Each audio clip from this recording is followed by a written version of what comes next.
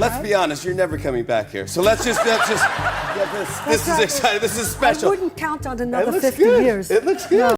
There are Hollywood love stories. And then there's the marriage of Barbra Streisand and James Brolin. On the surface, it looks like the kind of relationship that belongs on a greeting card. Two accomplished, successful people who found each other later in life and chose to spend their remaining decades in devoted companionship. Magazines have called them couple goals. Fans have held them up as proof that lasting love in Hollywood is not just a fantasy.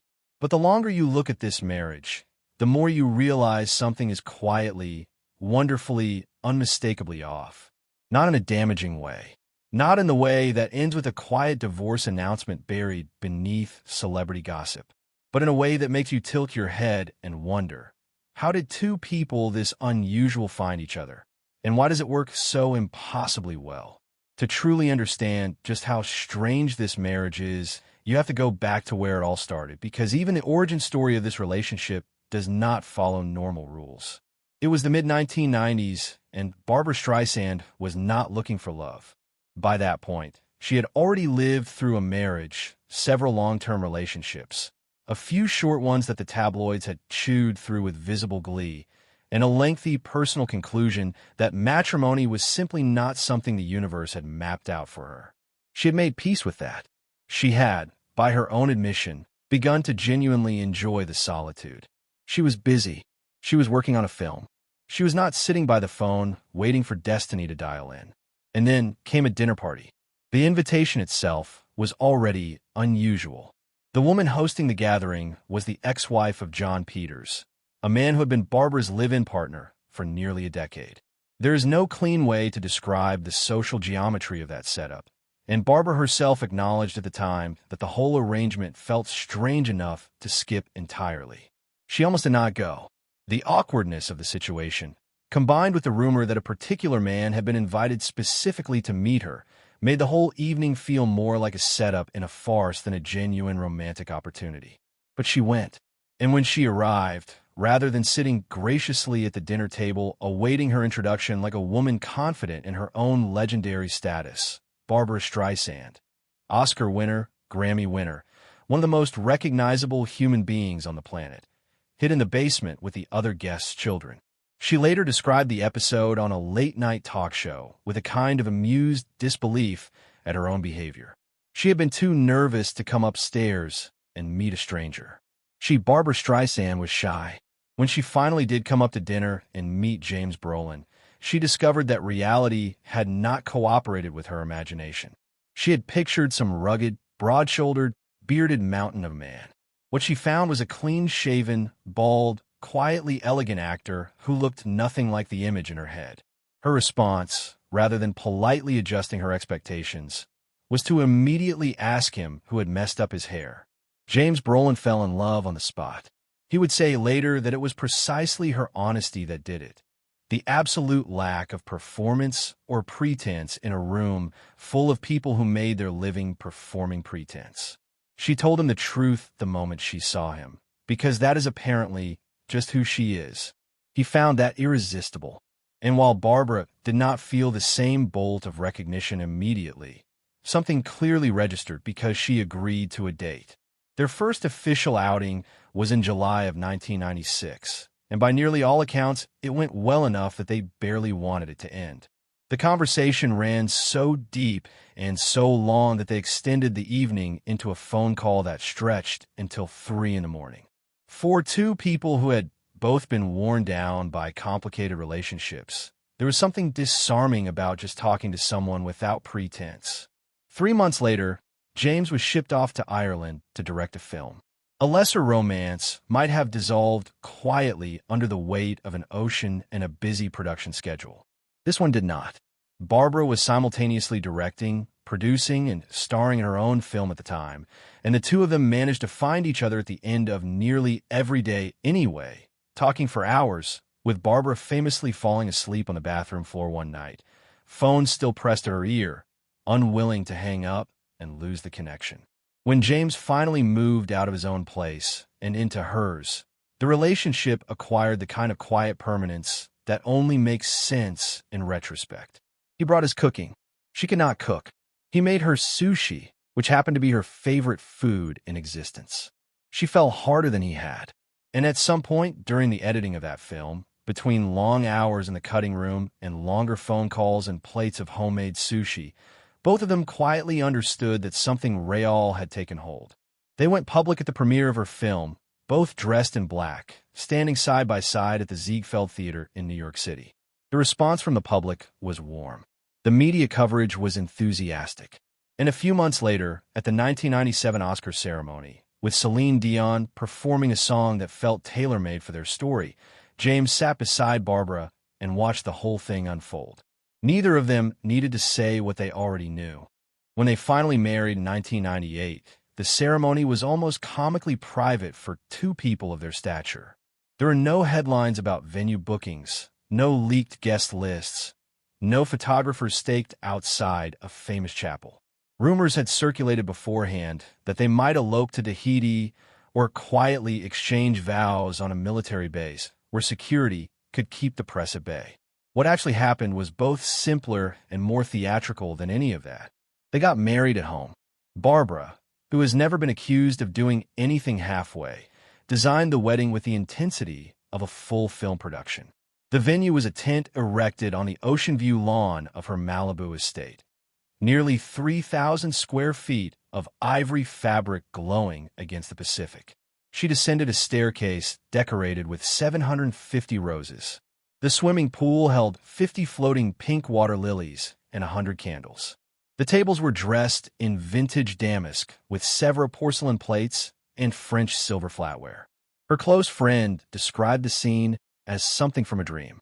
The guest list was kept to around 100 people. Invitations were delivered by phone call, not written card, to minimize paper trails. The florist was quietly instructed to create a curtain of roses and amaranthus over the living room's picture window, specifically designed to block the angles from which paparazzi cameras might otherwise operate.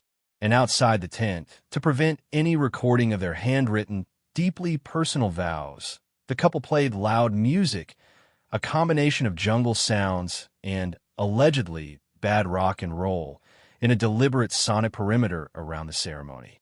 It worked. The only details that leaked afterward came from John Travolta, who attended with his wife and who reportedly could not stop crying during the vows. He later called it the most beautiful wedding he had ever witnessed. For their honeymoon, they went to the Channel Islands of Santa Barbara.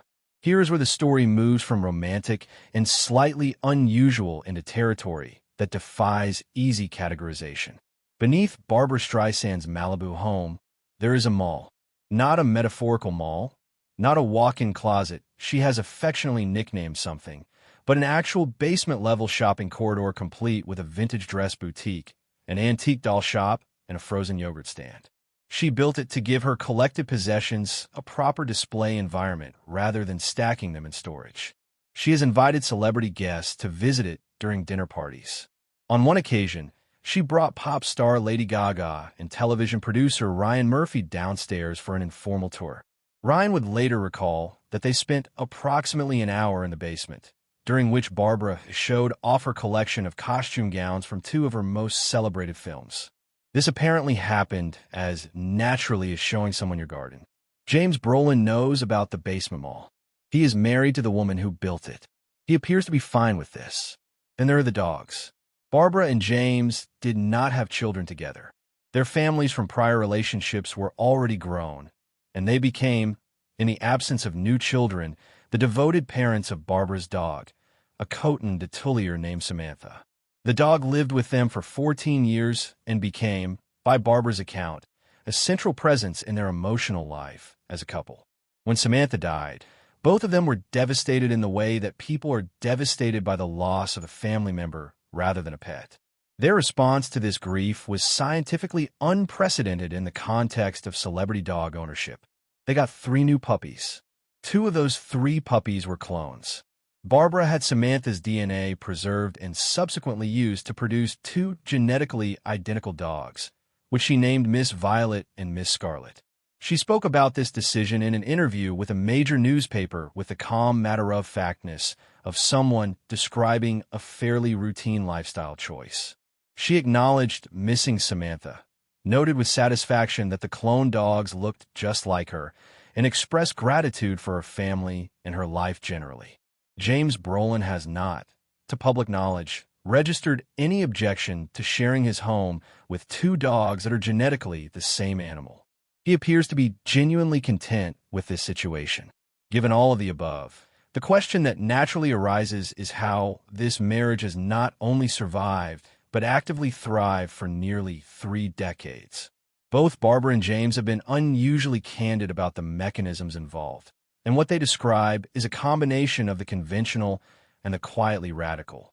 James, whose first 2 marriages ended in ways that he has described as emotionally costly and instructive, spent 3 years completely alone after his second divorce.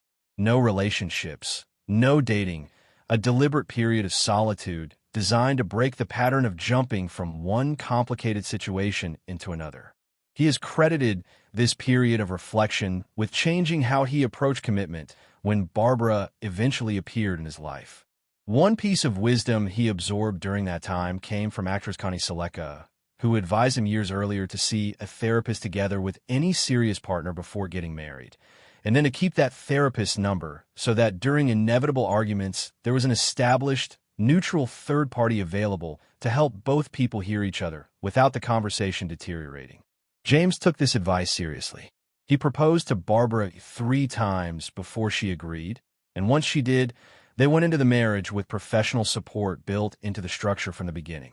He has repeated this advice publicly on multiple occasions, framing it not as an admission of weakness, but as the single most practical thing any couple can do for themselves. Barbra has echoed this philosophy. She has described their marriage as an ongoing project rather than an achieved state, something they work on deliberately, daily, rather than something that maintains itself automatically because they love each other. She has spoken about listening as a genuine skill, one she had to develop not just professionally, but specifically in the context of this relationship. She has talked about learning to disagree without that disagreement becoming a verdict on the relationship itself. And then there is the money. When James revealed in an interview that he and Barbra maintain entirely separate bank accounts, the reaction was one of genuine surprise. They are one of Hollywood's most iconic couples. They do everything together. They have spoken at length about partnership and intimacy and mutual devotion, and they keep their finances completely separate. James explained this choice with the blunt directness of a man who has watched financial entanglement contribute to the collapse of prior relationships. He did not want to experience that again, so they structured things differently from the start. He framed it not as distance, but as protection for the relationship itself and for both of them individually. Barbra has agreed with this. She has described it as simply practical, a way